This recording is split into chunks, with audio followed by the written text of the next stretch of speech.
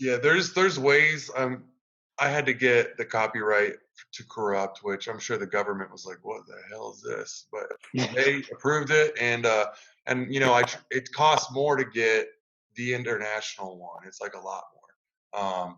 And there's a Corrupt UK, which I'm actually friends with now, and he's got the UK copyright, and I have the US one. But he's always put UK at the end of his name anyway, and he just was like, "I'm used to it. I don't mind it." And I've always just used Corrupt. But if I had to, I would put US, I guess. I mean, but you know, My favorite is the meme that you sent him when you realized he existed. oh no, it wasn't. There's It wasn't. a gif. It was the Spider-Man one where they're both. Oh, yes, yes.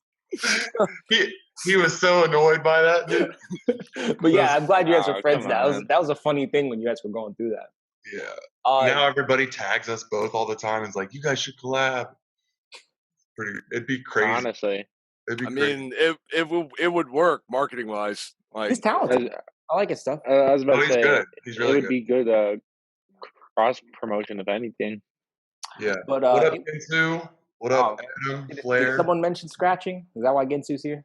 Yes. When these words scratch, Ginsu's like, who wants to battle? Hey, episode 16, James, you want to take us, start us off? Come in and out. Yeah, guys, welcome out. Welcome out.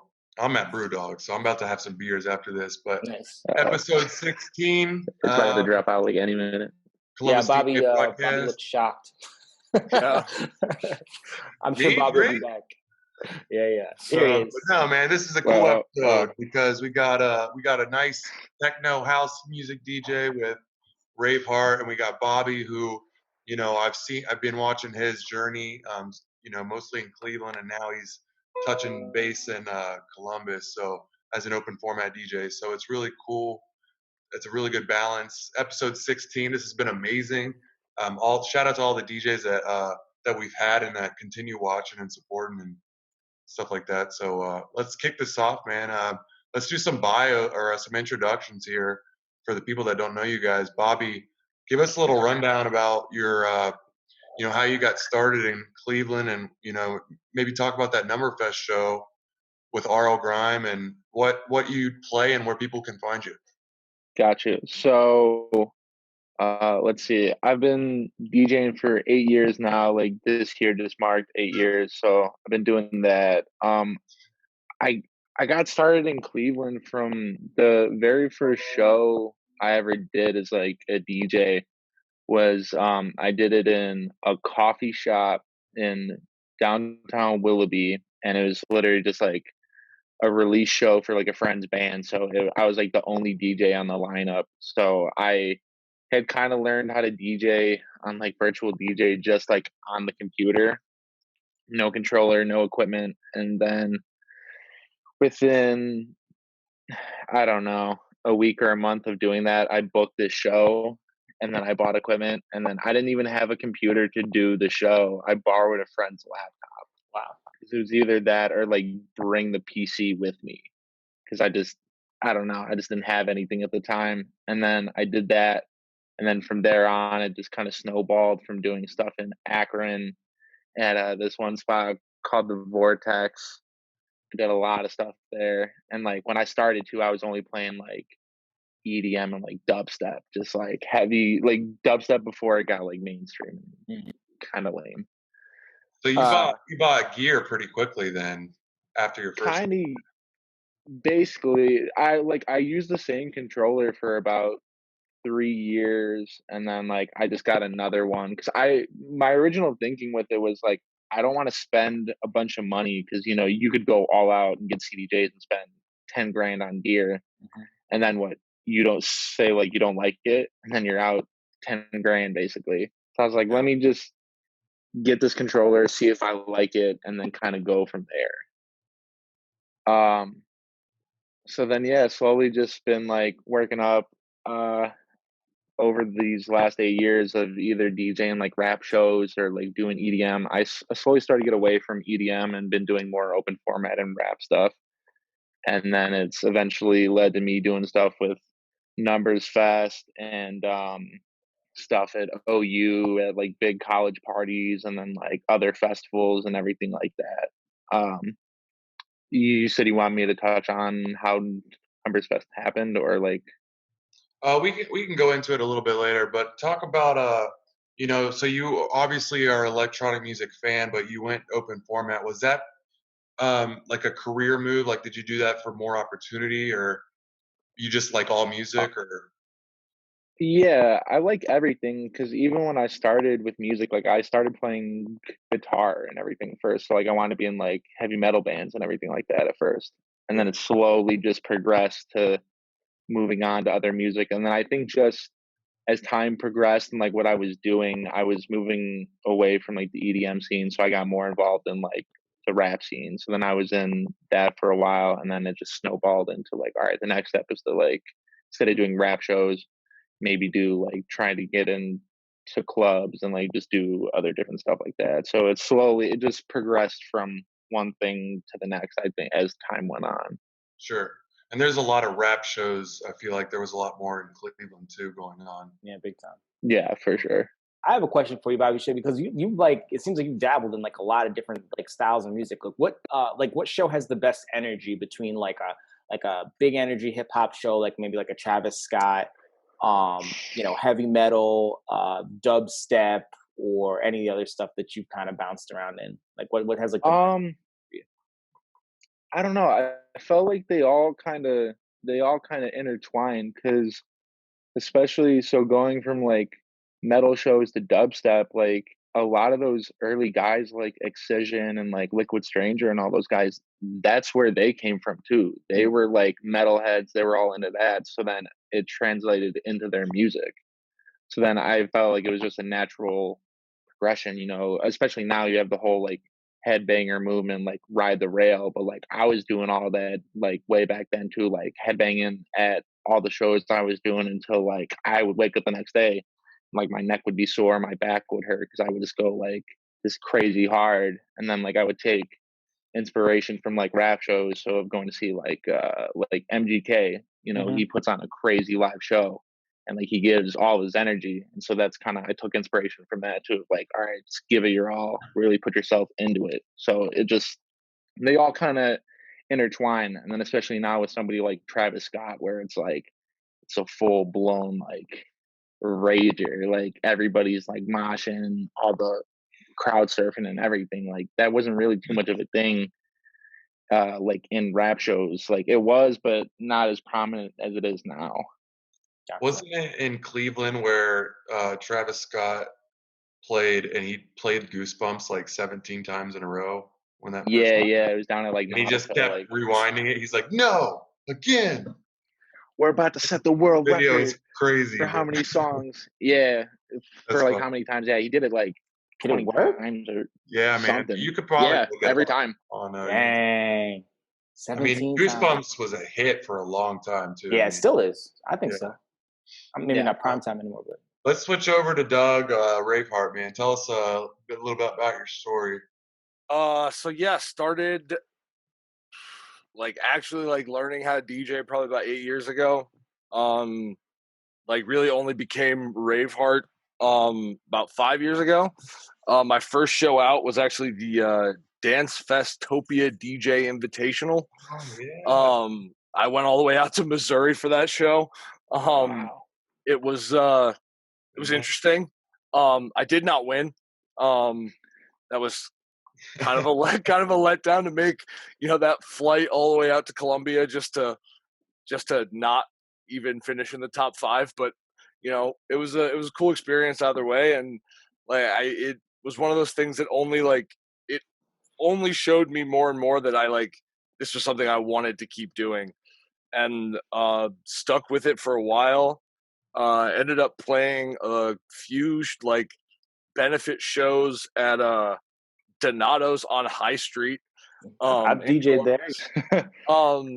In that wonderful pizza place basement for a couple shows.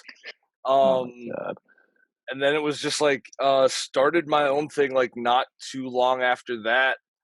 Then got involved with Nick at my best friend's party, and eventually became a resident at Thump, and here I am. Nice. Gotten to open up for Set the Sky. AT Alien. Yeah, I lost my camera real quick. Hold on.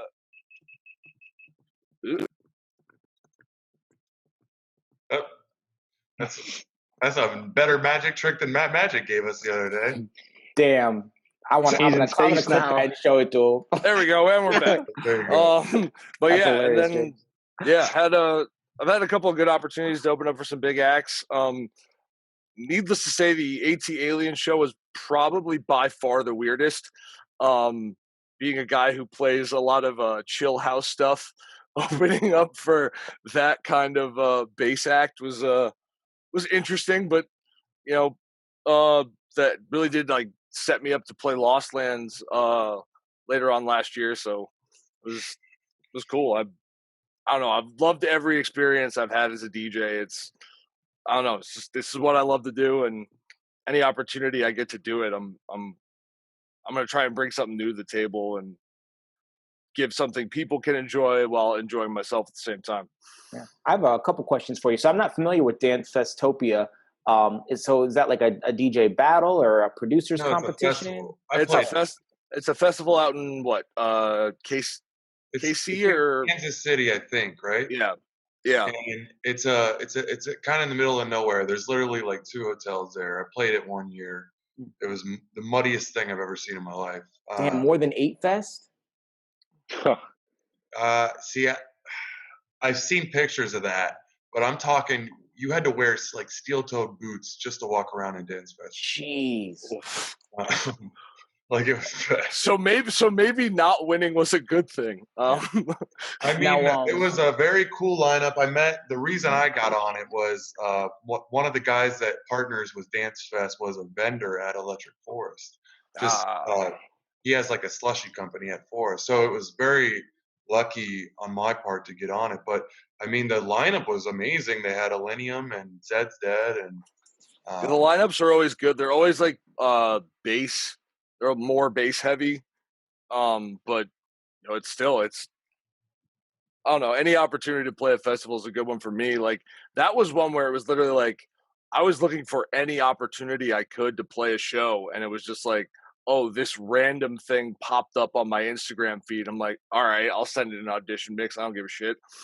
No, it's a great move, and I think that had you won, I think Dance Fest is not so far away where people would actually come and support you. It's not an expensive festival, so I think that's a great idea. Talk about, obviously you had a lot of good opportunities through my best friend's party. It seems like they really helped a lot of DJs make their way in the city. Just talk about your experience working with them a little bit.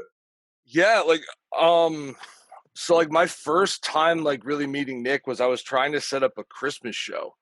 I did some post on Facebook and like it got a huge response, and I was trying to find a venue. I was trying to find like literally anything I could to get like to actually set something up, and eventually like we were gonna partner with Granero. They pulled out. Then Cantina, they pulled out. And then it just got to a point where like I'm like, all right, if anybody has any contacts that could help us out, like hit me up. And one of my friends was just like, hey, I've got Nick's contact info. Here you go. Send him an email. He knows you're about to contact him. And I met up with him at Scully's before a show, and he just pulled out his phone. We set up a date, and that was that. And next thing I know, like 3 Guys, which was the group that I started, was doing takeovers for them when we were doing Thumps at Dahlia. And then before long, I think he needed a speaker for like a monitor or something. I'm like, and I've got my Mackie PAs, and just like, yeah, just bring them out. And then like I brought him like every Thump for like a month, and then the next thing I know, I'm a resident. And yeah, I didn't.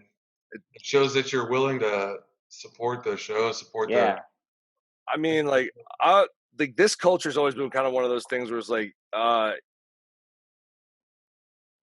don't know, it made me feel at home in a way that nothing else ever really did. So if I can positively contribute to the culture, to the shows, so that we can create that environment for more people, then I'm all for it. I'll show up 2 hours early with gear and lights and whatever I have to do to put on a good show for people. That's kind of just how I've always done things. I feel like you glossed over, like, you DJ'd at Lost Lands, man. Like, how you got? Tell us about that experience, please. I mean, that's dinosaurs all right. and dubstep. So, what do you want? That was interesting. So Nick posted something on Facebook about, hey, if you guys want to play Lost Lands, send me a message. So I sent him a Tyrone Biggums meme that was, got any more of those Lost Lands sets? And he was just like, I got you. And then like got the email like an hour or so later, basically telling me I was playing 10 o'clock in the morning on Friday. I was the last person added to like the local support lineup. I got to Legend Valley probably at 8:30 in the morning on that Friday. Didn't actually roll up to the Red Bull MXT stage until about 5 minutes before my set. Couldn't find a place to park. Like, nobody from the festival was really helping me out all that much. Oh my God. Eventually they told me, they were like, hey, just park by the ambulances, you'll be fine. And as I'm walking away, I see one of the festival people with one of those like paint pens right on your car with. It just literally across the back window, DJ, do not tow. Nice. There you go. I did not see that coming. And then it was just like, all right, I'm more than likely safe. My car's not going anywhere. And now I gotta haul ass and figure out where the hell I'm supposed to go. But yeah, I was playing I played a lot of like chill bassier stuff. It was weirdly kind of cool. Like, nobody was really dancing around, but there was a bunch of people kind of sitting on the periphery, like all eating their breakfast. Like, I didn't know they were going to have the DJs starting this early, like, but it was a cool experience either way. What kind of rave is this? People eating breakfast? What? Yeah, it was at 10 o'clock in the morning. Like, I'm messing up. That's right. I was like that first set of the weekend. The official opening set of Lost Lands, because like they have all that stuff that's like going through the couple of days beforehand. That's when like a lot of my friends actually got out there to play. But you know what though, that's still really legit. I mean, you think about how big Lost Lands has got. People would kill for that set. Anybody would for that set time. So yeah, it was good. I that was kind of the biggest bummer about this year. Was like, I was looking forward to going back, and just kind of like, as my relationship with my best friend's party and all them has kind of grown, Nick was like, hey, we're not going to have you sitting on the bed of a truck playing a set this year. We're actually going to get you a stage. And I'm just like, all right, I got this. Like, let's do it. So to not have that chance, that's kind of a bummer. But I mean, with everything that's going on, like, I completely understand why they called it off. Yeah, bro. So, I want to jump. Did you have one more question for him, James? No, I was going to switch gears too, but Mike, go ahead. Yeah. I want to talk about Cleveland Pride, because Bobby, you're from Cleveland. Obviously, you do shows down in Columbus, so a lot of DJs here know you. And did your thing at OU. But Cleveland Pride is like a cool thing for me, man. Like, y'all love each other up there. I mean, it took you 2 minutes to mention MGK as an artist, right? And then I think you write for like the I'm from Cleveland blog, right? Yep. Yeah. So let's talk about Cleveland Pride and what it means to like be a DJ from Cleveland. So, man, I think why a lot of people from Cleveland have so much pride is just because like it's such an underdog city, and it's to quote our mayor, it's the butthole of the world. Apparently, he said that in an interview. That's Youngstown, not Cleveland. No, he said it about Cleveland. Like, our mayor said it like the one day in like an interview. That's so interesting. Got that going for us. But no, I think it's just because it's such an underdog city, and it's been, I don't know, like I feel like a lot of people like look down on it, and nobody sees anything really good that comes from here. Like there's amazing talent that comes from here, DJ wise, music wise, as far as rappers, singers, like artist wise, everything. Like even just Ohio in general too. There's so many great like creatives and people that have come from Ohio. But just I don't know, it's just something about it. It's just being so I don't know. Yeah, just being like the underdog for so long, and now it's finally like it seems like Cleveland's starting to get some light. And for like a while, there just wasn't like a lot of unity here. Like I've heard stories like years back, there was always like unity, and then slowly it kind of went away. And now as like the years have progressed, like as long as I've been in the scene too, it's like uh people have come more together. Everybody wants to see everybody win now. It's not like I'm in it for myself completely type Thank thing. God. Yeah. I Less of that. but so yeah. And then with I'm from Cleveland.com, basically what we do is we like shed light on up and coming talent from Cleveland and Ohio, whether it's DJs, rappers, singers, anybody within the culture, anybody that's doing, anything to just make Cleveland great. And so that's what we focus on, is just doing something like that, is just promoting these different people, whether they're up and coming or, people that have already like made it, MGK, Kid Cudi, Bone, whoever, So DJ Leak says that Cleveland DJs always end up in Columbus, though. Yeah, I was gonna say, if Cleveland's so good, why he's y'all one down of here it. so much? No. And he said to ask you, Bobby, if you would ever play hip hop at Forward. Oh my God. It's tough, right? Because Dante might say something. Yeah. I mean, it's like it's anything. There's certain places to where they don't want as much hip hop, but then it's up to you as the DJ to be able to know when to throw it in when it's appropriate, put in the appropriate tracks, and weave in and out. So you can throw in like a baby record, and then like you could go in and then play like a Marshmallow record to follow it up. Just being able to weave it in and out. Like I'll play hip hop at Forward, but I won't stick in it. I won't sit there for 10, 20 minutes just playing all hip hop. I'll weave in and out, jump in and out, maybe throw in a remix here and there, just like as a way to, because you want to please everybody, but you can't please everybody. Not simultaneously, anyway. Yes. And you just have to do it tastefully too. Mm-hmm.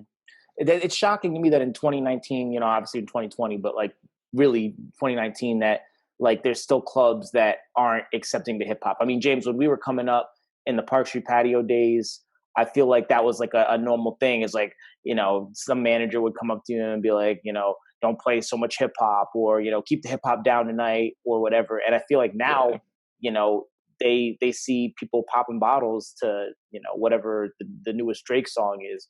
Right. Do you guys think that there's been a shift, and is Forward still kind of in the, the 2014, 2015 days where it's like EDM nonstop? I would say there's been a shift everywhere. Because I mean, even if you just like, if you look at the charts, like even just like the Billboard charts, a majority of it is hip hop. Mm-hmm. Yes, there is pop, but now everything is kind of crossing over too. Hip hop is becoming pop. Pop is becoming hip hop. It's all crosses over now. So I think it's. Oh no! I'm saying like the musical basis for everything is all kind of like weaving together, and like especially with some of the DJ software that's out there now that lets you pull vocals and instrumentals out of tracks, like your ability to just completely mess around with a sound and like throw a hip hop vocal over top of a house track, like there's no real like line anymore. You can, or if there is a line, you can blur it as much as you want and still get away with it, as long as you do it. Yeah. Right. You're also seeing a lot of hip hop and pop collaboratives and electronic Marshmallow and Juice World, and that's helping everything to come together, I feel like. Yeah, exactly. So it's all slowly shifting, and it's just getting the bookers or talent buyers or whoever what's the word, I can't even think of it, music supervisors at the venues to kind of realize like, hey, like hip hop is now it's what a majority of people want to hear, but obviously like I'm gonna make it work. It's not going to be all this. It's not going to be all that. Like, it'll be a mix of everything. Yeah, I think you just got to prove to people that, like, yo, this money will make the club money too. Like, I'm not playing this. Yeah, I'm playing it because I enjoy it, but I'm playing it because I think it's going to make you money. Like, type of thing. I want to jump back over to Raveheart. Did you do a ton of stuff, man? I've seen, just in we hadn't met before this, but like just in looking through, like, kind of do my research. You do like Studio 614 was a project I saw. There was Three Guys, Grooves and Vibes, which I think is transformed into Raveheart and Friends. You got a Twitch channel. Man, what projects have really stuck for you? And like, it seems like you're really trying to do a lot. I mean, I'm really just at this point, it was kind of just throwing stuff at the wall to see what sticks. Like Raveheart and Friends is kind of the same idea as Three Guys, Grooves and Vibes. It was like, none of the people that I was really working that closely with were getting booked. And it was just like, all right, well, if we can't get bookings in these, more traditional settings, like, well, fuck it, let's just do it ourselves. And, and we ended up at, we played a bunch of different places. Like Studio 614 was one of the ones that we started at Big Room Bar down in, what brewery district? I'm not entirely sure where you'd say that spot is, but the one connected to CD 1025. We played that room a couple of times. Then they were like, yeah, we're not doing dance music anymore. See ya. After that, we took Studio 614 to Scully's, which was weirdly our most successful event. Never really, nothing much really materialized after that. But that was just like trying to bring something different to the table, like throw, we called them concept shows. They were just like, all right, so let's just take an idea. Like, all right, let's do a disco show, but let's encourage people to like dress up and buy into the concept and just go all out. And Doug, have you been to Movement before? Yes, I have. I'm big fan. Right? Yeah. I was just curious because I know you're producing as well, right? Yeah. Not so much the stuff that would get played at Movement, unfortunately. I have a chiller sound that I'm going for myself, but dude, those parties are always just so much fun. And like I'm never gonna miss an opportunity to see Carl Cox ever. So it was EDC 2015, and I saw Carl Cox and Loco Dice go back to back. Like that was when like I fell in love with what I felt like is like real house music. And like after that, dude, you see me smiling over here, bro. You're smiling because you love EDC Vegas, bro. Yeah. And you love Carl Cox. That was just an amazing experience, just in general. Because it was like I couldn't work out like how is he doing that? How is he making those sounds? And it's just like I've watched his performances like on YouTube. It's just like, okay, so he's like layering 4 different things like simultaneously. Like, I'm sure you like JB Jones then too. Yeah. That's my favorite. Like, it was funny, Doug. I was listening to your Three Guys Giving Vibes. I didn't even realize it was from 2 years ago until like the way through the podcast. But you were talking about Carl Cox, and I realized that we both have like a true passion for his music and the way he DJs, but for different reasons. Like I was kind of impressed because you were like really digging down into what he does with like his decks and the layering and everything, just as you were mentioning. And I'm just like, how is this guy bringing the same bass beat back for 2 hours straight, and I'm still going as hard the 2 hour mark as I did when I first heard it? That's how it goes, dude. It's just he's so. Dude, Jamie Jones did something similar with the Hate It or Love It, just the chime. He took that for like a 20-minute run over all types of tracks. Love it. Yeah, like wow.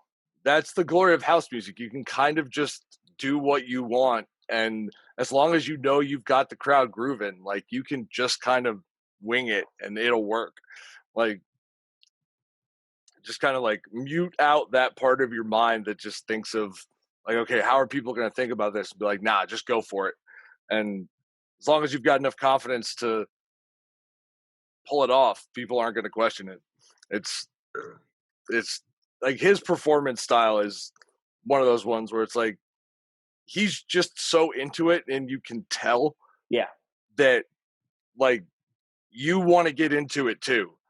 And it's, I don't know, man, like Carl Cox, just between like his, like the way he does everything, and on top of that, like I'm a huge car nut too. So like, and Carl Cox, if you've seen any of his extensive car collection, it's amazing. I think he showed up in his like classic Mini Cooper one year at Movement, and it's like that guy. And he's a big dude, right? Oh yeah, he's a big dude, and I'm trying to picture. Oh yeah. I know there's a picture of that particular, because like he had a feature in Mix Mag, like that showed off like some of his cars, and one of them was his classic Mini, and it's just like, dude, like they look small on the outside, but I guess they're bigger on the inside than what they might appear. But yeah, he's a legend, and I'm sure we could all just wish to be that age still playing. Was it Carl Cox and Fatboy Slim that we looked up and they had the same age? That's 57 crazy. And still going crazy. strong, bro. It's two of the biggest games in the Brands game.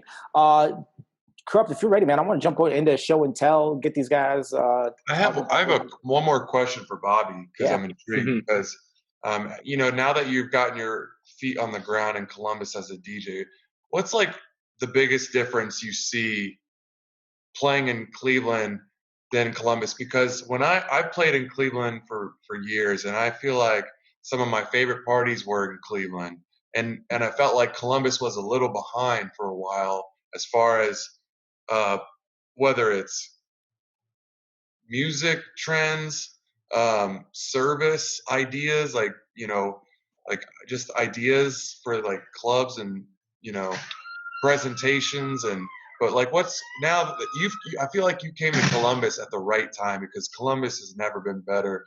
There he is. Right there. Happy birthday, Rusty! But what's up, Rusty? But yeah, talk about like what the biggest difference is now that you're here.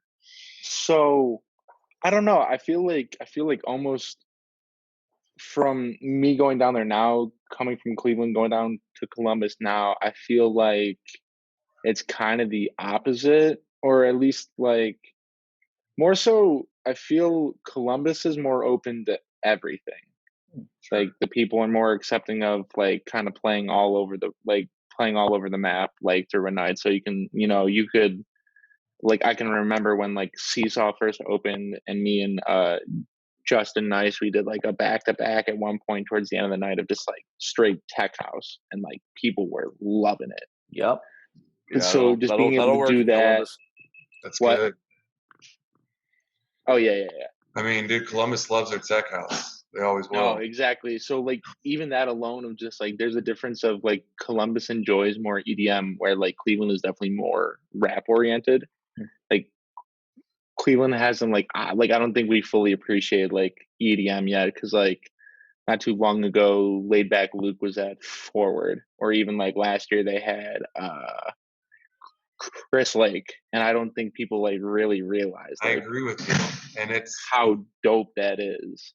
And Forward is one of the premier venues in this entire Midwest. Like it's literally one of my favorite places I've ever played.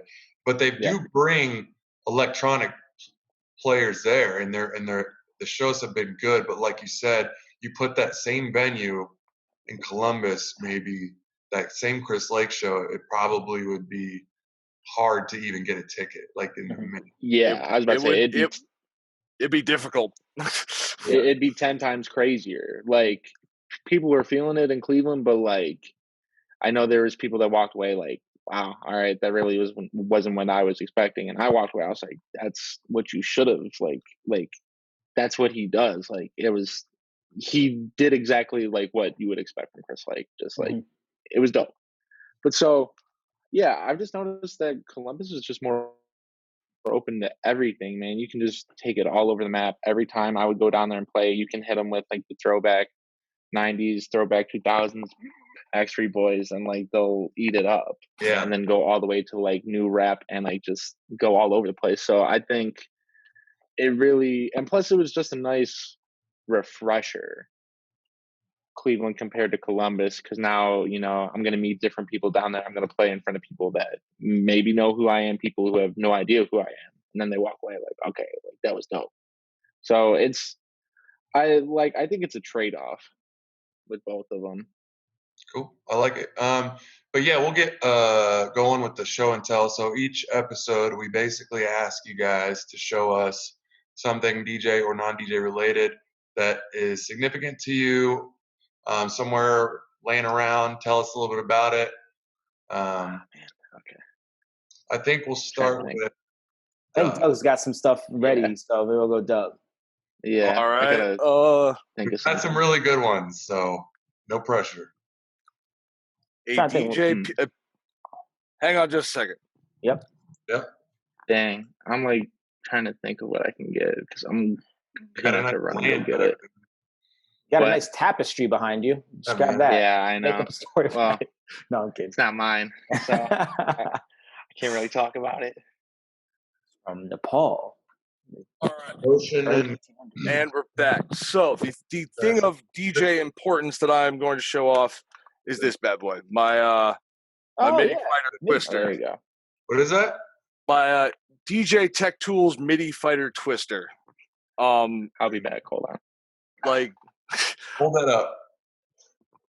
Okay. Got the Raveheart knobs on it.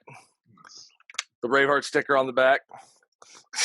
But no, like, so this is my effects unit that I use with my S8, and like this is a 2-year piece of work trying to get everything from like just to get the mapping exactly how I wanted it, and I'm intensely proud of what I've done with this thing and the cool crap I can do with it. So yeah, if anybody wants to get one of these and use it in your DJing, hit me up. I'll send you my my effects mapping. But yeah, like I love that thing to death, and it will be a part of my setup till the end. What's some of your go-to effects? Because you're usually playing house music, so I'm just curious. I know you got. So I've got an echo out. So basically, I can hit that. Basically, what I realized, oh shit, I haven't lined these tracks up right. Yep. Echo out, throw like because save button. Basically, what ends up, oh crap, I lost my videos all wide out again. Oh, you're fine. Good. But basically, what'll happen when I hit that button is like it'll just echo out, and then I can twist it one way or the other. Like to the left is a low pass filter, to the right's a high pass filter. Change it out. Like I have another like reverb that I like a lot, especially if I'm mixing bass tunes. That'll kind of give this like almost like real haunting echoey sound that comes in after the track actually like ends out. So I can actually fully play out a track and then bring in something else underneath it and have it, you know, like keep that going. Since you're evaporating into space, real quick. So, all right, I had to think real quick, and had to run and get it. So, what I'm gonna go with is this. Hey. Okay. So, this is a 2016 Jordan Bread 1. I recently just picked these up, and basically why I chose it is because like it's a shoe I've been wanting for a couple years now. Nice. And then I don't know, you know, like the resale on like some of these sneakers is insane, and especially after The Last Dance, these specifically went up.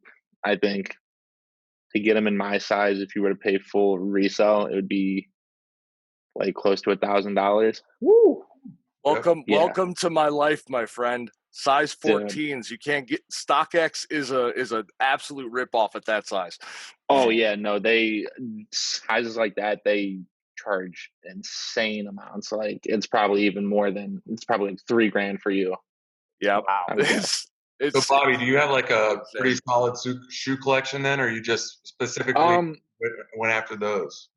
It's slowly getting there. Like I got 2 other pairs of ones and like some Yeezys and like just some like other basic shoes. Like I wouldn't say I'm a full blown sneakerhead, but like there's certain shoes that I like, and you know, if I have the chance to get them, I'll get them. And literally, like I said, I've been trying to get these for a while, and I thought about paying the resale price on StockX, and I was like, I can't justify it. And then I looked on Facebook Marketplace and literally found these within like a few hours after they got posted. I hit up the kid. I was like, yo, I'll buy them right now. He's like, done. Starting to see a lot of people do the custom Air Maxes. I'm starting to see more and more people post those. Govin has really sick ones that he's been getting. Have you guys seen those, Mike? Yeah, I haven't. But happy birthday to Govin. We're going to talk about him a little bit later in the episode. He celebrated his I don't know whatever birthday he celebrated. But happy birthday, Govin. We had him on. He was on episode 1. Happy birthday.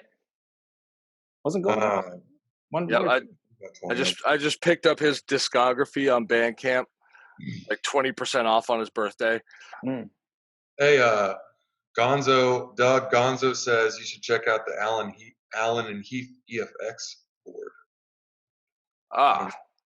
I'll definitely look into it. He knows his gear. He works at for sure radio studio. So, but you got your own that you made, so that's pretty unique as well, and I think that's really cool. So.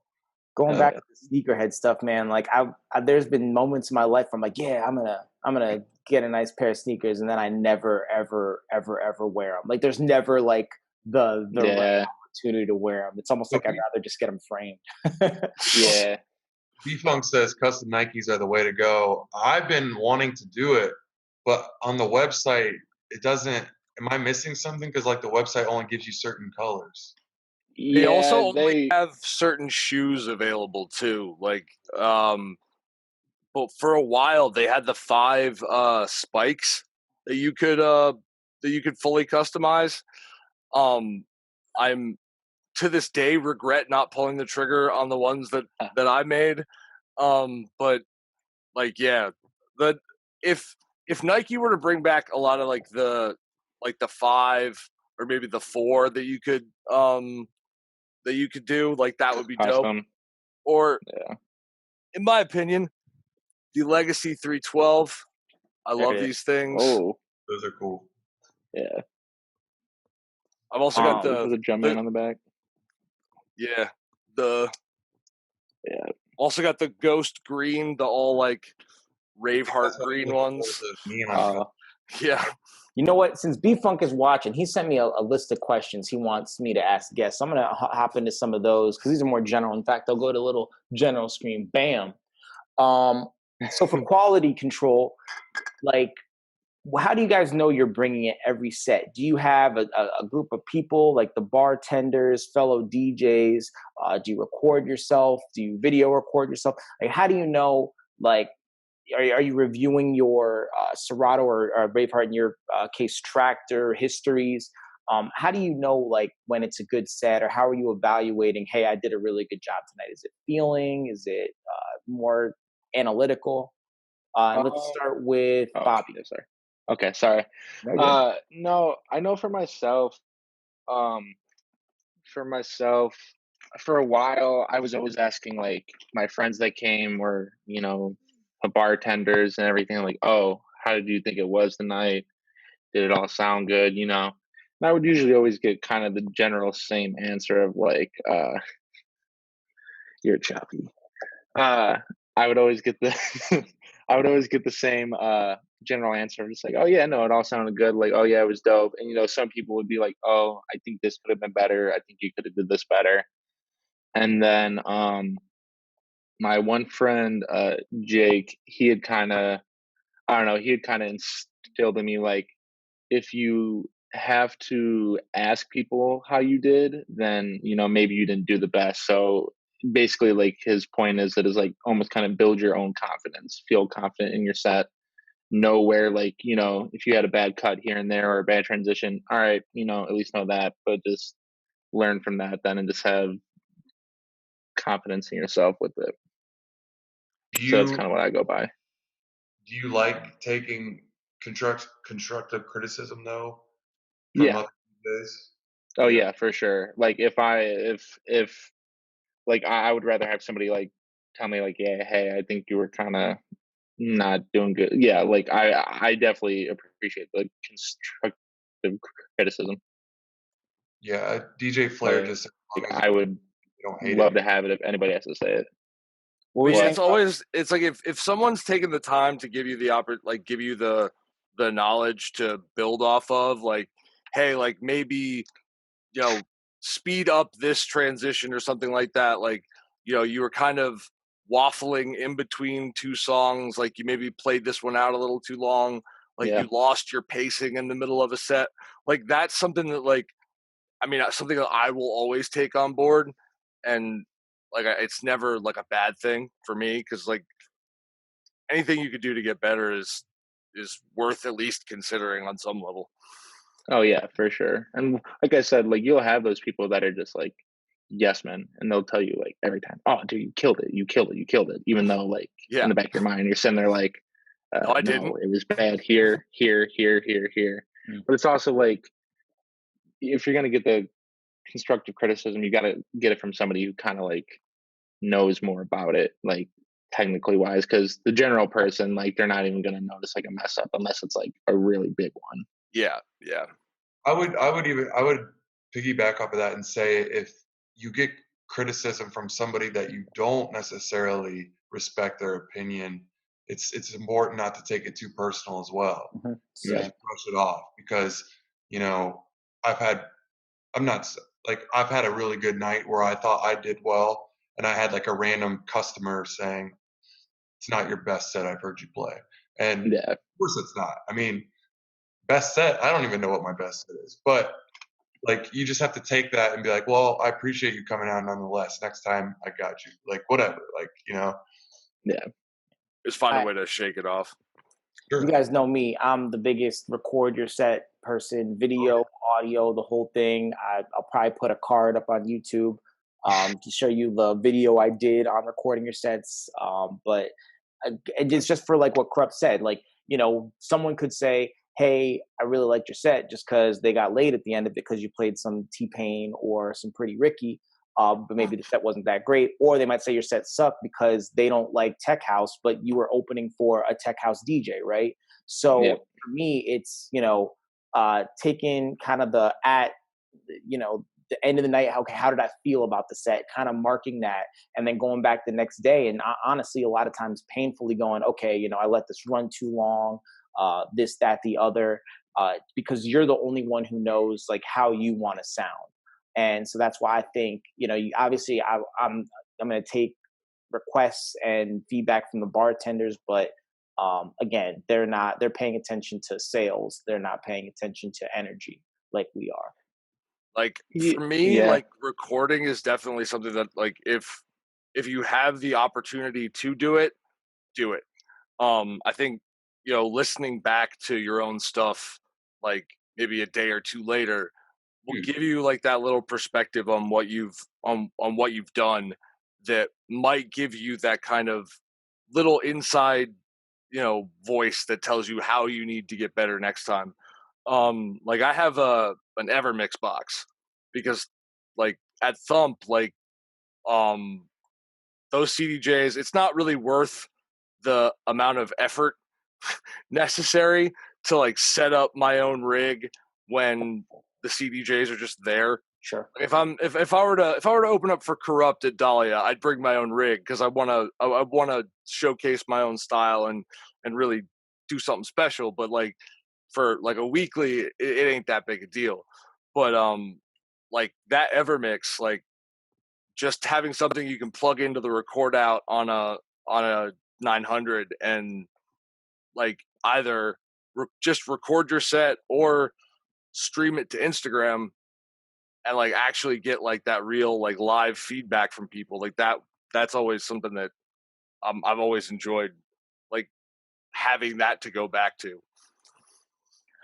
Yeah, Doug, I just be careful, man. Like when you said like weekly, you know, it's not that big a deal. I kind of like that kind of shook me a little bit. Like, you know, I would. Well, I mean, like for me, it's like I can do what I want to do on CDJs, but like if I really want to make it 100% like to go full Raveheart, as I like to say, like then I'll bring my own rig out. But like if Yeah, it that makes sense. there's a lot of when you have to bring like 3 MIDI controllers, laptop, flight case, all that crap out, and for maybe 40 minutes, maybe half an hour. I see what you're saying. Okay, You know, there's Gotcha. there's what is going on with my GoPro today? I made the switch from Sony action cams to GoPro last year. I bought 2 of them, and I'm actually kind of disappointed. I don't use them as much as I thought I would.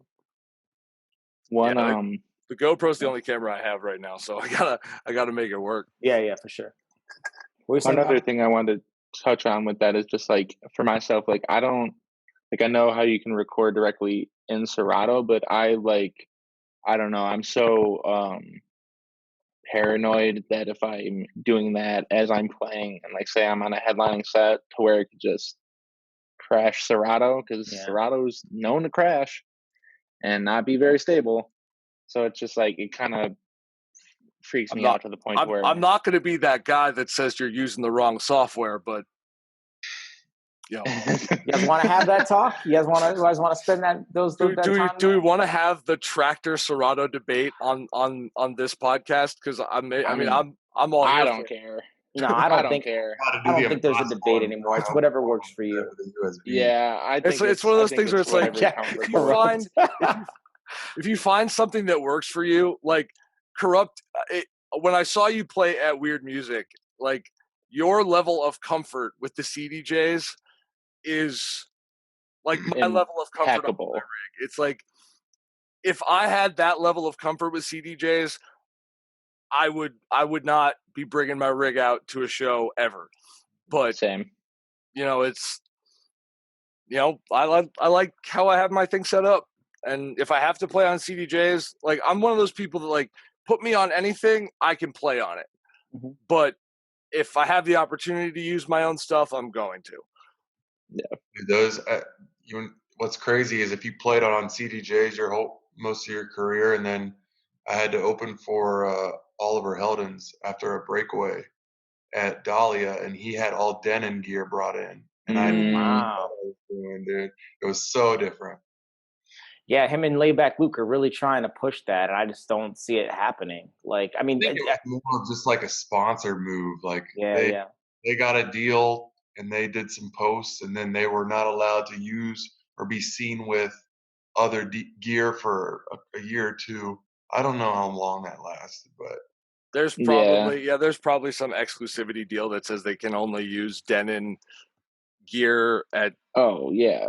I'm sure that like there's probably like a festival like exemption or something, so like they don't have to just make sure that like, everything is there. But like, but to get back to your point, that's true. You're comfortable with what you know. I think what I ended up doing was putting CDJs on the far ends of his gear, and I would just run over here, play this. Get through. You were about to say something. I don't even remember at this point. Oh no. I was just gonna say like I don't even think there's like any exemptions at like festivals. Like for what I've like when I watched Laid Back Luke's like In My Mind stuff or whatever, like for his vlog series, anywhere he goes, always Denon. Yeah. And I think it's a performance thing. I think the Denons for a performance DJ like a Laid Back Luke, I think they probably are better until like we get the Nexus 3s that have like the pads. Like the 8 pads that you guys are seeing on most controllers. I'm surprised at this point he hasn't switched over to the Rain 12, that kind of like faux turntablist style controller. I figured would be right up his alley. It's the money, man. Denon's going to pay him to do it. And I think he had a hand in designing. I don't know that for 100%, but I think he had a hand in designing the Denon. I mean, I definitely think Denon has some software edges, like how you can basically transport over your entire record box library and it's good to go immediately on the Denon Prime stuff. I think that's cool, but it's the gear is one thing. Like CDJs have been the club standard for so long at this point that I don't think you're gonna see another company supersede them unless whatever they come out with is just extraordinarily better than anything that Pioneer can put out. And I don't know, at this point they're making great stuff, so there's no real need for them to really worry about it. Yeah, I think it's not even about better. I think it's just about this is what people are used to doing, and that's it. Like I don't even think if like someone made like a cheaper and better option, if people would switch, because that's what people are used to. Well, yeah. Plus, I mean, if you look at the majority of people, that's what they use. There's only maybe a handful of people that use like bigger names that use like the and stuff. Like I can only think of Playback Luke and Oliver Heldens that use that. Other than that, I can't tell you anybody else. I mean, you could think of like even like go more obscure than the Denon stuff, like Richie Houghton's Tour 1 mixer. Yeah. Carl Cox was only using that for a while before they Pioneer brought him in to do stuff for the V10, which God, when that thing comes out, so nice, crazy. Like that might be the thing that gets me to make the switch to actually investing in CDJs, is that full 6-channel, like being able to plug in like effects sections. Like I've wanted to see if I could get like an effects pedal setup put into my rig, but like I've looked into it and just the technical capabilities required are kind of beyond anything I'm willing to put into it at this point. Yeah. But guys, we started a section called Tastemakers last week where we actually talk about music, believe it or not, on a DJ podcast. So we want to know what song or album you've listened to in the past week that you're really feeling. For me, I've had Pop Smoke's album on repeat, and based on his first two singles, what Welcome to the Party and Dior, I didn't think I was going to be a Pop Smoke fan, but that album, man, it was dope. And I with the way people were talking about it, I was like, man, this seems like it has like iconic hip hop album potential. And I'm on the fence. It's really easy to listen to. I think it's dope, good features. Bobby, you're shaking your hand. You're shaking your head. Do you think it's iconic hip hop album potential? I don't know about all that. I was just really agreeing like with what you were just saying. Like when I heard Welcome to the Party and Dior, I was just kind of like, I don't really get the hype. I'm not crazy about the songs. And then when I listened to this album, I was like, you know what? All right, like I get it now. Like I like it. Like it made me more of an actual fan. Sure. Have you guys checked it out, Raveheart, Krupp? Nope. I definitely like the new Pop Smoke more. I do think Dior's okay. It's pretty catchy now after listening to it over and over. But when I first started playing it, it just didn't make much sense to me. But his newer stuff's by far better, and I think people just like his voice. It's unique. His influence with you can tell it was influenced by 50 Cent and that whole idea. Now you got all the 50 Cent music is back, and I think it's just really cool. Yeah, I agree. Raveheart, you check it out at all? What you been listening to, man? Dude, I've been on I've been actually just trying to set up my sets for this my most recent set of Raveheart and Friends streams. But some of this one track in particular that's kind of caught my ear. I used it last week. I'm gonna use a different remix again this week. But it's On Life from Idris Elba. Oh yeah. Like his stuff, like I've only like recently gotten into his actual like music, but like dude, some of those tracks are fire. Like I'm a huge fan. Like, I keep seeing his stuff charting, and like I listen to it and I like it. I don't know if it's stuff that I'd play, but I do notice that it's getting a lot of hype. I mean, hey, if I'm just waiting for there to be like a DJ scene in the next Bond movie, when he's when he takes over. But yeah, like that's one of the ones. Just because it was his birthday the other day, and I downloaded his old discography. Governor, his new EP Yeah. Real nice. Really like that. Work for Love is one of the ones on that one that I like a lot. Dude, like his output lately has been he's taken full advantage of the COVID show break and really dropped it into producing. It's crazy, man, how quickly he's done his thing. Bobby, what you been listening to? I've been listening to one song I like a lot is Pretty Girls by Ian Dior. He's kind of like he's been coming up. He's kind of newer, but it's just like a good like feel good kind of party song. I want to say it's around like 84, maybe 100. So like around kind of the mid tempo. Mm-hmm. And then like even just in quarantine when I was watching like a lot of different DJ streams and like different guys just play on their Twitch, I was introduced to so much like of like that old classic feel good music. So I was getting more into like who do we got? I've just been making like playlist on playlist, but like what's her name? Tina Marie, like Square Business, like I got hip to that song, do Love like that, or like old LL Cool J and stuff like that, or who else? And then man, I'm trying to think. Or yeah, just different stuff like that. Or like another one I came across was Rihanna Kiss It Better, but it's the Hey Tronada like remix or edit. Fire. Yeah, man, K Tronada, like anytime you're playing vibes, like you play all his stuff, the whole party. Yeah, exactly. Just like that. That's like the type of stuff I've like really been getting into during this whole. If we're talking COVID about time, our quarantine music selection, one of the ones that like I've been getting into is Raleigh Ritchie.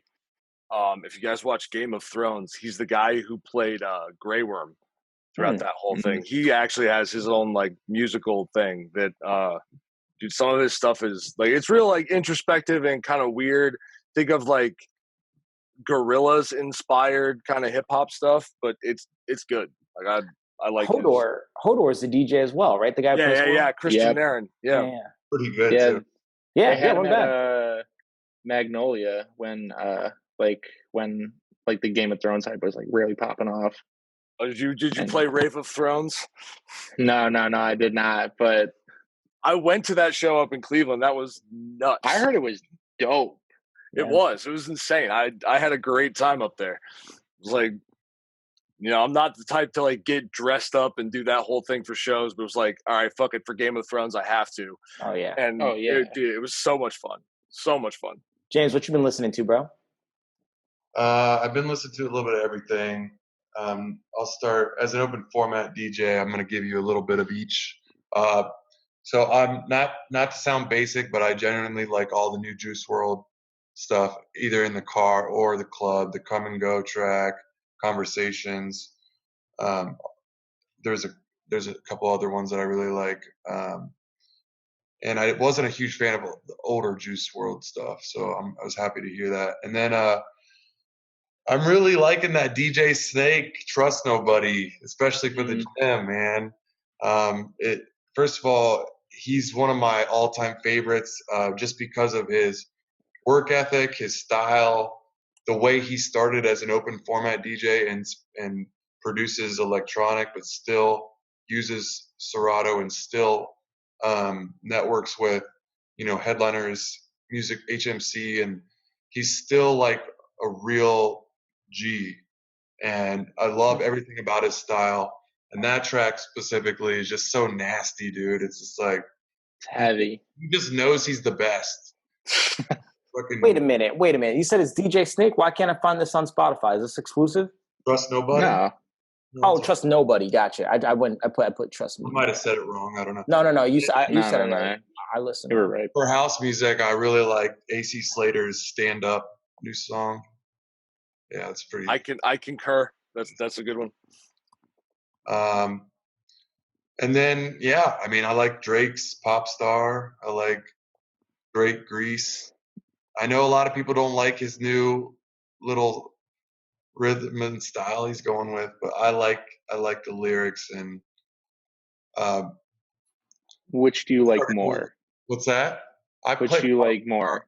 I'll play. So I like Popstar more because that's kind of, it's like the Grease one's like pretty mellow and chill, but I like the Popstar one. How about you?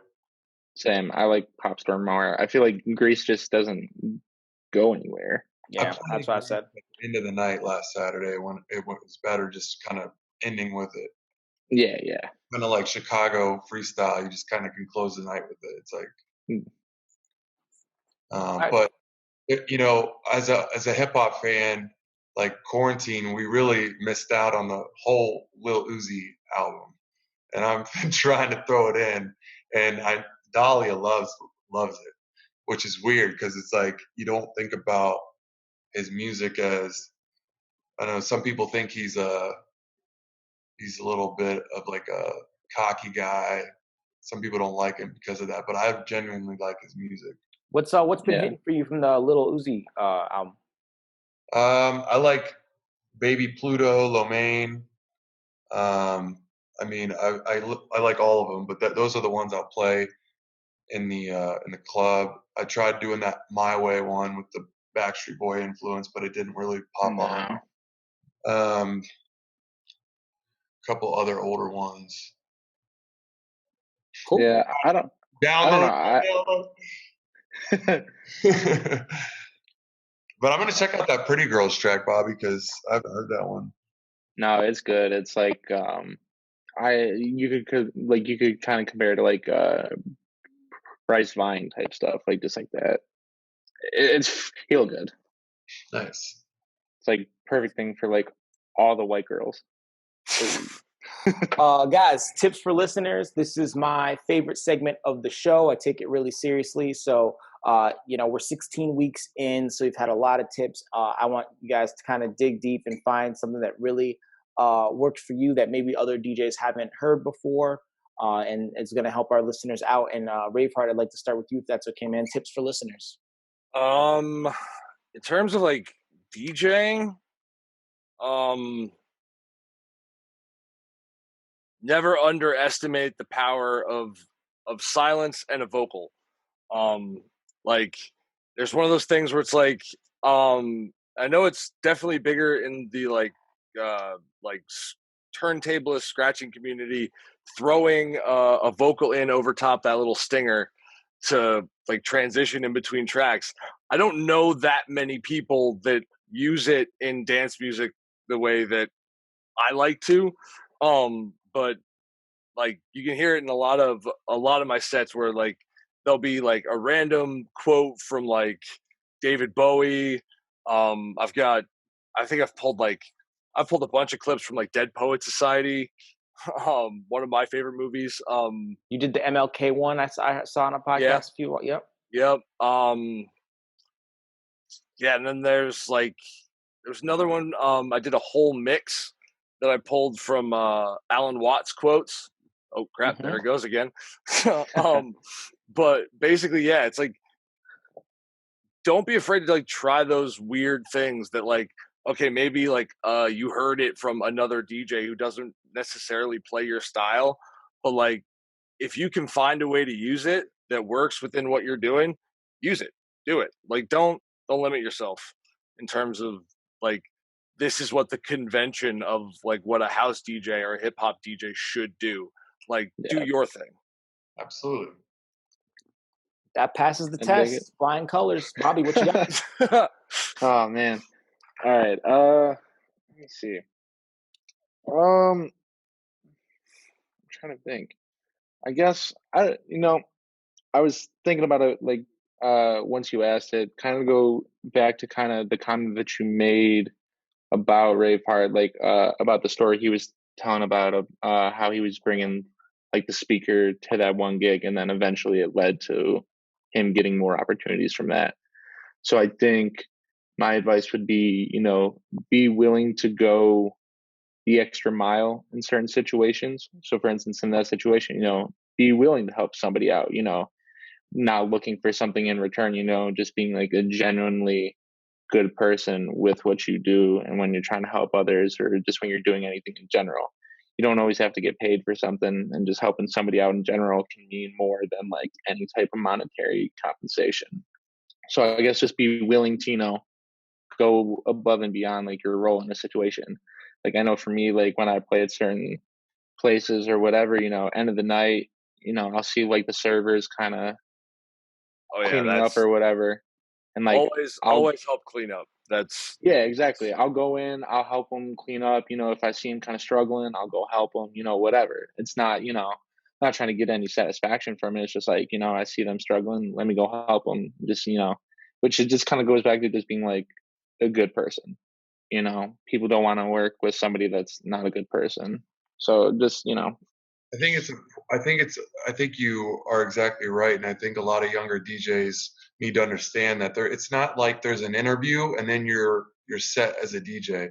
Your interview is the entire journey of being respectful and building. Yeah, I struggled there. Building your reputation, and not. I don't want to use the word entitled, but it seems like a lot of DJs think that they're just going to come in and they're supposed to play certain set times or certain shows, and never be afraid. Like if you're just starting out to play an intro set, like you will learn. Like that's one of the things. Like for like about like a month and a half at Thump, like I was playing exclusively intro sets, and I learned more in those sets about like how I need to set things up for the next DJ after me. I learned more in those sets than I had, opening for bigger headliners. Like that was just a opening spot at a local show. So like, yeah, it's like try and like soak in as much as possible. It's like everything you're doing in this scene, like there's an opportunity for you to learn from it. Just even continue with what James has said of just like how, there's like your interview is every time you're there, you're kind of under review each time you play at a place, so no matter what, like you always got to be on and like be that person, or, be a good person each time. Obviously everybody has their off nights to where, you might not be in the best mood or whatever, but you're constantly being like watched when you're in these places, whether it's the staff or just the regular patrons, or the owner shows up, or you're opening for a headliner, no matter what, like you're always on. So it's very true. DJ B Hop Brandon said that you learn more DJing for an empty room than you do playing direct for a huge artist. Oh boy. As far as facing that challenge and adversity of building the room, it's very good for you as a DJ, I feel like. I got a question for everybody then here, actually, because P-Funk just made me think of this, and it's something that I've gone through. Have you guys ever, like, especially when you first started, if you ever played a night to where you literally played in front of nobody the entire night, and then how did that make you feel after? Can't take it personal. You can't take all of it on you. First of all, depending on how long it's empty.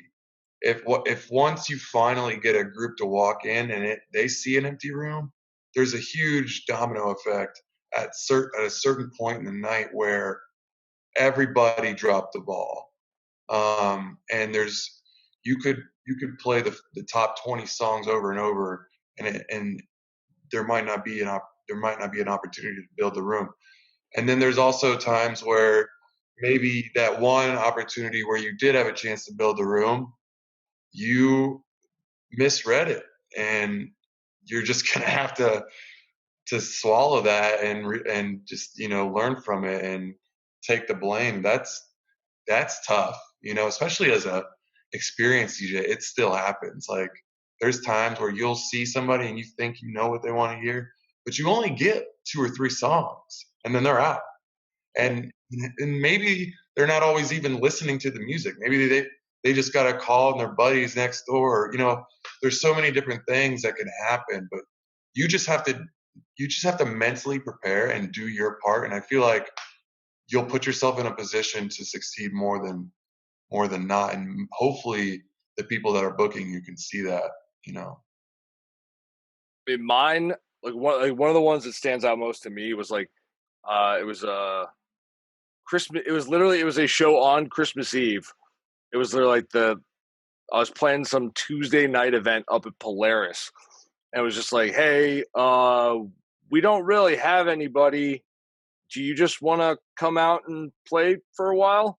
I'm like, all right, I guess. Like, I'm not going to turn down an opportunity to play. There was nobody there. It was just the bartenders. I was just like, all right, fuck it. Like, what do you guys want to hear? I just took it as an opportunity to have fun. Like, you know. Dude, we talked about that last episode with, or one of our last episodes with Magic and Duct Tape, about when you're playing a venue so many times in a row, you know, once a week or so, that you are playing for the staff and you want them to enjoy it and you want them to like your music. And that's a challenge too. And it's fun to try to play a different. Try to keep people that literally are going to hear you every week guessing. And, you know, if you can get them into it, then they will help spread that energy around to whoever makes it out. Like, it's like knowing who to target on the dance floor or in the room in general that's a skill, that a valuable skill to learn.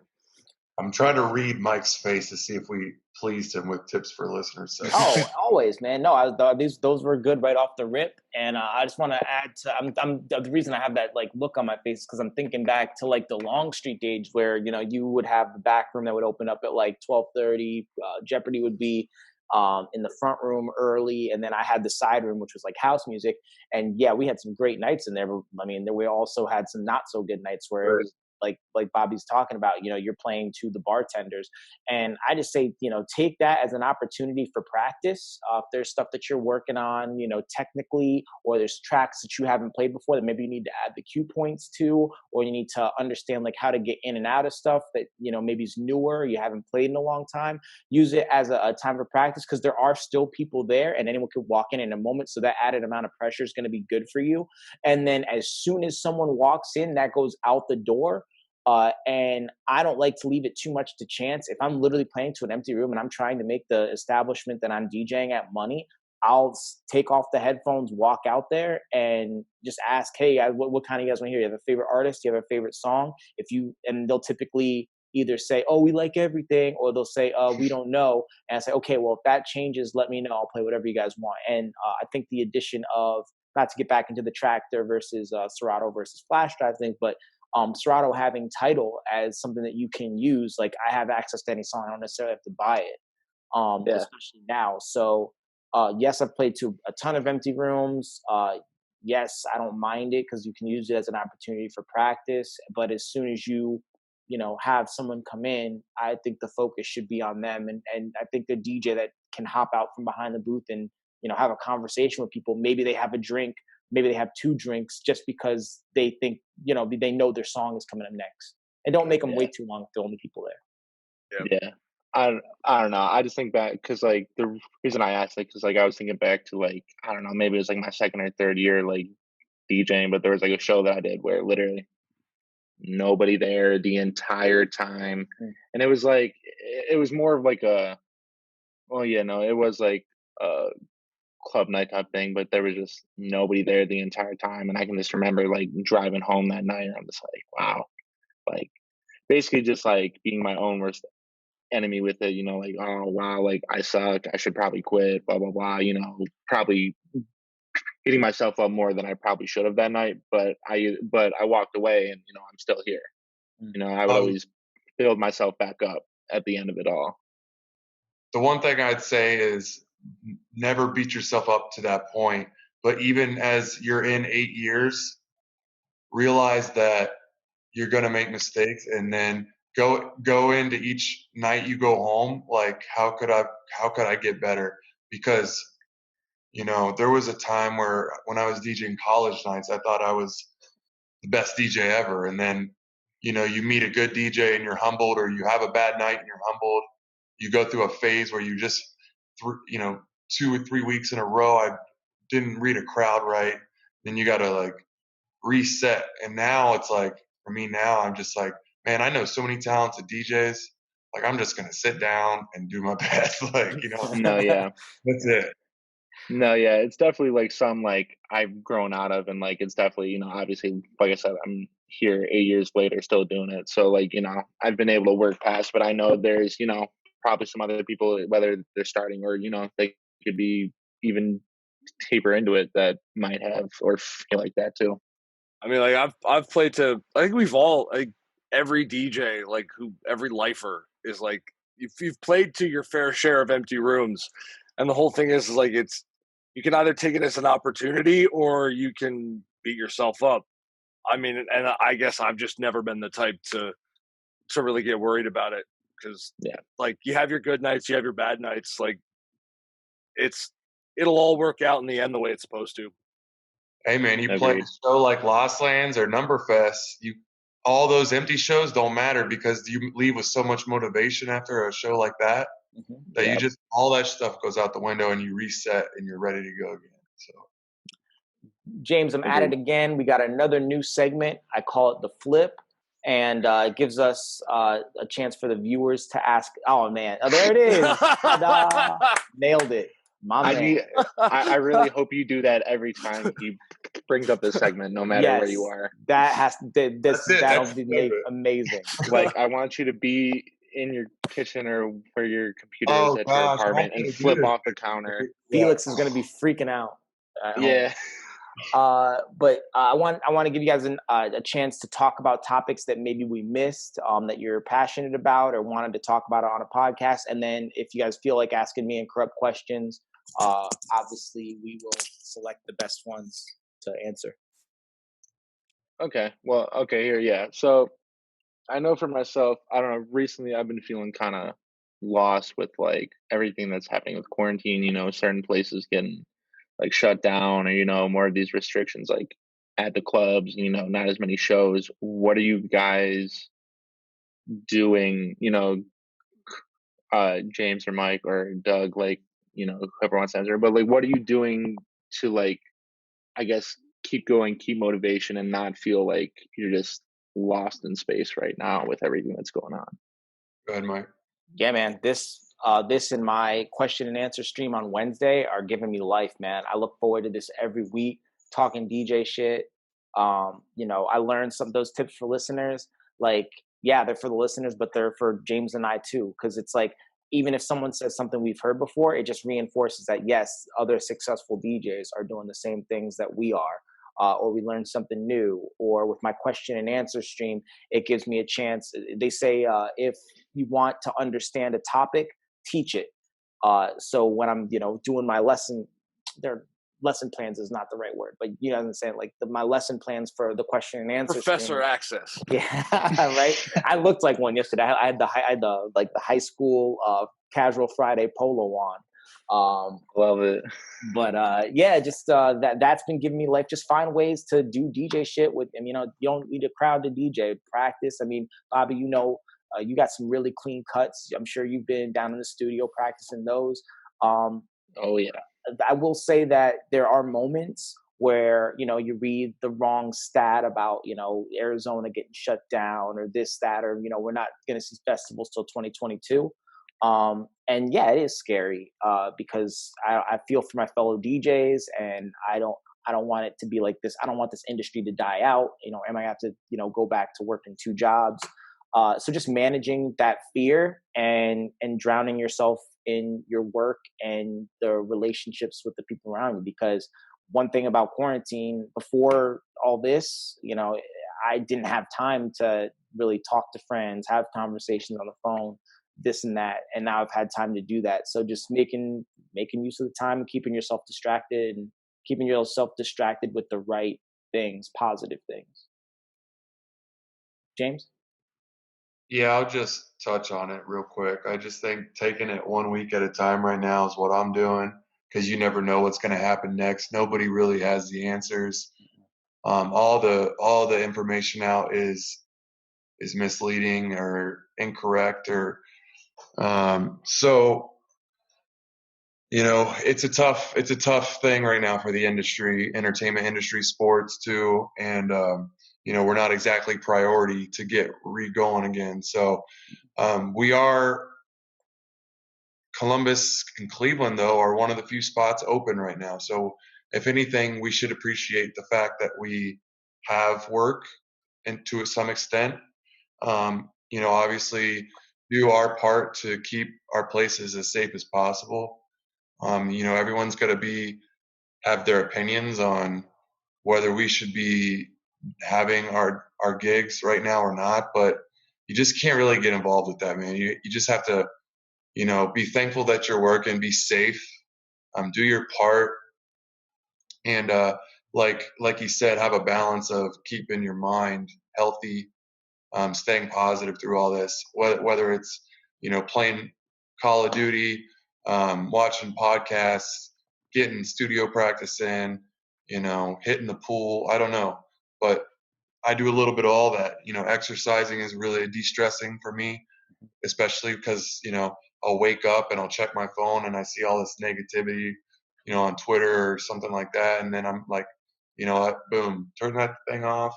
I'm gonna go exercise. I'm gonna go do this. And then I think it's important too that you do stay in contact with your industry connects that got you to where you were at, through emails and stuff. So everyone's stressed out, but everyone would like to kind of feel like they're still connected, and that's why this podcast has been great, because I'm learning and I'm making all these new friends, and I think that we are really bringing the entire DJ community together. We're all at competing spots, and I feel like if this quarantine has done one thing, it's going to in this podcast. It's my hopes that Mike and I are bringing the DJ community closer together, and maybe even some of the DJs that didn't know the other DJs, just kind of making the network bigger. So, I mean, for me, it's definitely been like I've been focusing on streams with Raveheart and friends, just trying to like bring something new to the table every week for people. Like we rebooted Studio 614 pretty early on. Like we're doing like this next 2 weeks are all my buddies from LA. Raveheart and Friends Adventures in Hollywood. Nice. So it's like all those guys, like all these people that I've met like through different stuff, just like all right, hey, you want to play a set? Like let's get you set up and like let's get this going. And being able to do all that in like a remote fashion has helped a lot too, because it's just like nobody's got to put themselves at risk. Like it's all super easy.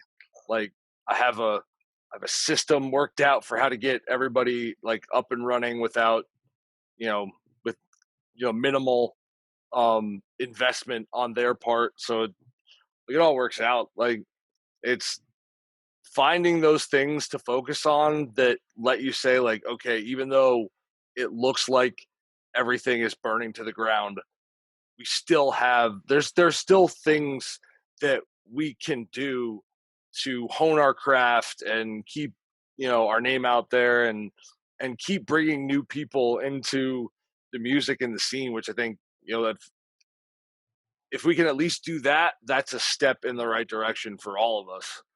Because like once you get into electronic music, like once you get into DJs and all that stuff, the floodgates open, and it's like you find one person, then the next, and it just kind of snowballs from there until you're like me and you're like completely ignoring the hip hop community and only listening to dance music DJs.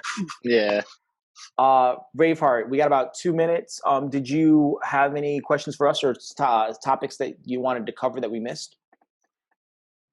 Not really. I mean, I think you guys are doing a pretty awesome job with this podcast. Like Corrupt said, like you're bringing everybody together.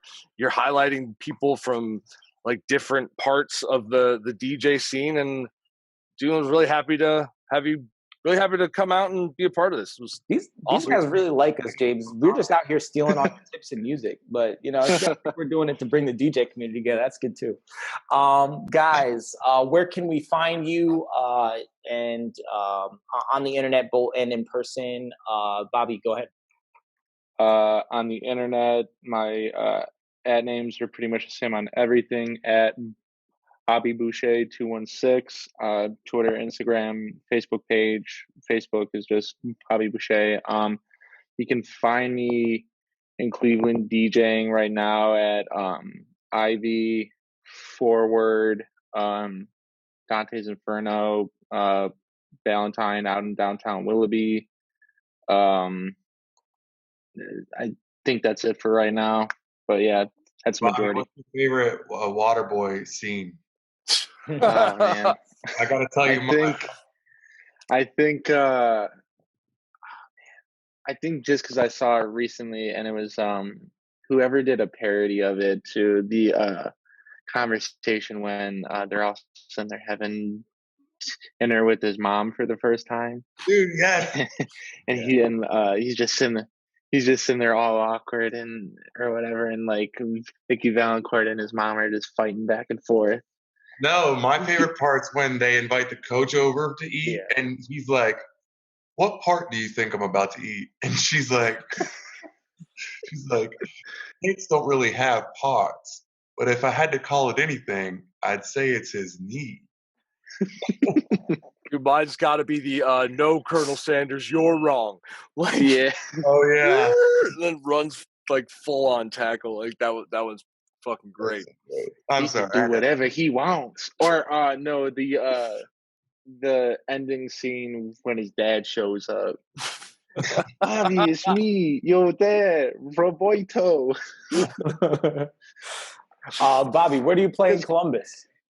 The only place right now is at Seesaw, just because they're affiliated with it's under the umbrella of the Forward Hospitality Group. Got it.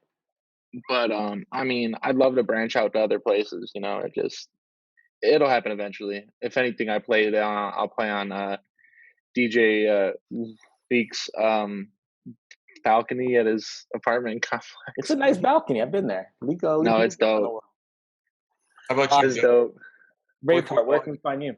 Oh, sorry, James. You can find me on Instagram, Twitter, at Raveheart Music, and Twitch. Twitch.tv/Raveheart Music. It's all pretty much the same. And in real life, if and when Thump is able to come back, you'll see me on those lineups here soon, eventually. And what is wrong with my camera? All right. At least it's at the end. Yeah. At least it made it this far without completely crapping out. Officially out of orbit. Houston, we lost him. Yeah. As far as 614 releases, we've mentioned him numerous times on the podcast. I was trying to have him on to have him talk about the album, but I assume he missed my call because he was on his bike. But I know it's because I know he hates taking phone calls. But shout out to Governor. He released the Work for Love EP on his birthday, 7/21/20. Check it out. That's what I'm doing right after this. I think one of you guys had said you'd listen. That was to me. Right? Yeah. Raveheart, what'd you think of it? Dude, it's good. It's good. It's that classic Governor Tech House. Like,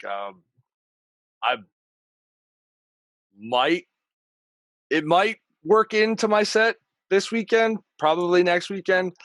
Got to ask him about that. Make sure it's cool that I play his stuff. But it's good stuff. I like it. Yeah, I mean, he did the all original set on Twitch not too long ago, and I checked that out and I liked it. So I assume it's going to be a lot of that. But big shout out to Govan. Happy birthday. Love you, man. And then as far as the wrap up, if you're watching this on YouTube, like the video so more DJs can find this and, take use of these great tips that our DJs are offering. Subscribe to the channel. We do gear reviews. We do podcasts. I just did a tutorial video on how to deal with hosting events during COVID-19. I'm pretty proud of that one. And just all DJ stuff. I read every comment. So if you have a question for Bobby Booshay, Corrupt, Raveheart, let me know in the comments and I'll make sure they get it. and definitely glad you're here. And Corrupt, I think you can take us out, buddy. Cool, guys. Bobby, Doug, thank you guys. Episode 16. You guys stay safe. Keep grinding. We You as well, guys. Oh, yeah. Sorry. And happy birthday to Lightman number 2, Rusty Johnson.